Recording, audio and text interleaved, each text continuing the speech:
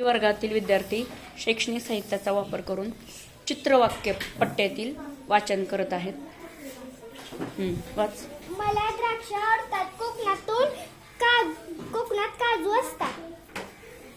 शेतकरी शेतात ट्रॅक्टर वापरतो. बसने आपण प्रवास करतो. मला घोडागाडीतून प्रवास करायला आवडते. समुद्रात झांज दिसते. मला उंदराची खूप भीती वाटते. आजारी लोकांना ॲम्ब्युलन्स मधून दवाखान्यात नेतात. मुलाला चेंडू पाहून आनंद झाला.